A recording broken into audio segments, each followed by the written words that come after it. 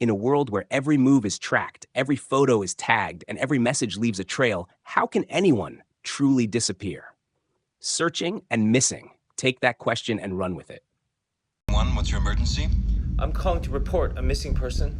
Okay, who is this regarding? My daughter. These aren't just thrillers told through screens. They're two of the smartest, most emotionally resonant mysteries in recent memory. And they prove that in the digital age, the scariest place to hide might be right in front of us. On paper, telling a story entirely through computer screens sounds like a gimmick. And for most films, it is. The screen life format, a subgenre built entirely on desktop recordings, webcam footage, and social media interactions, has been around for a while. But searching and missing stand out because they don't treat the format as a limitation.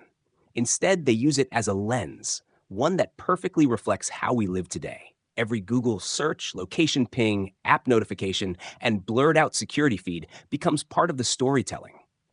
The camera doesn't physically move, but the story races forward with urgency and tension. Siri, call June. Mom, this is FaceTime. Oh, gosh. I need you to write a couple of things down. The car keys.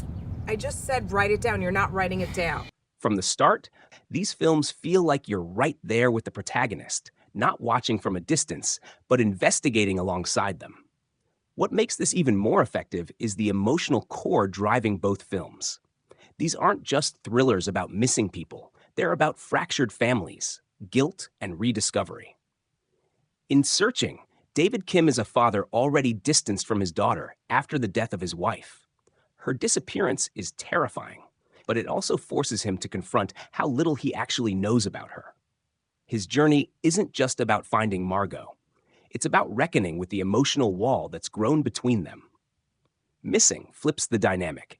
June is a teenager, tired of her overbearing mom, craving independence. But when her mom vanishes abroad, that frustration turns to desperation.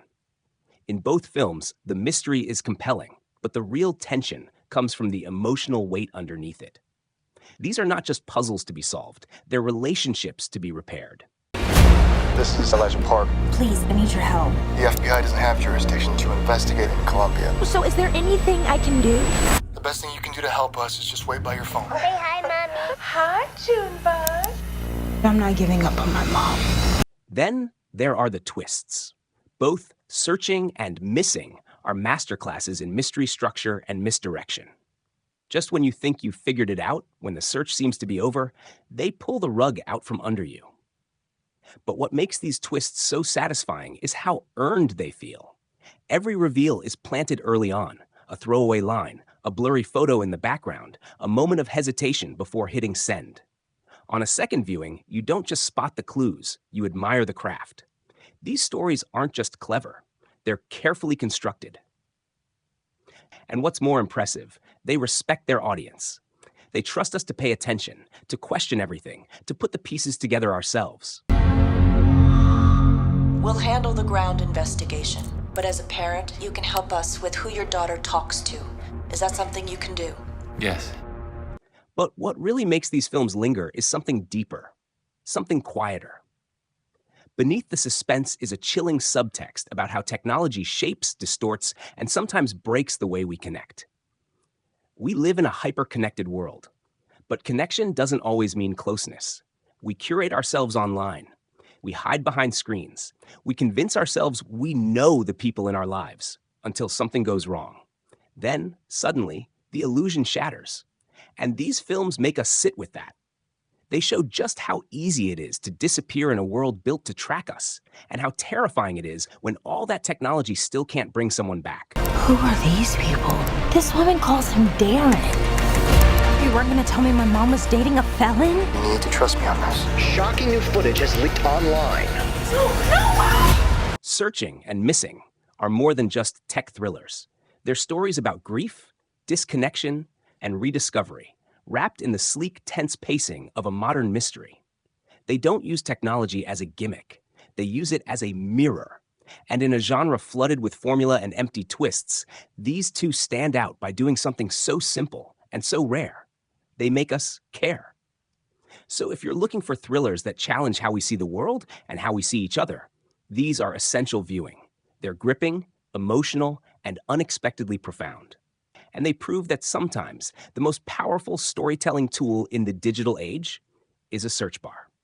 We're not really that close. She has friends, right? Kind of. Why did you invite her to study group? I'm trying to get into Berkeley next year. Thanks for watching.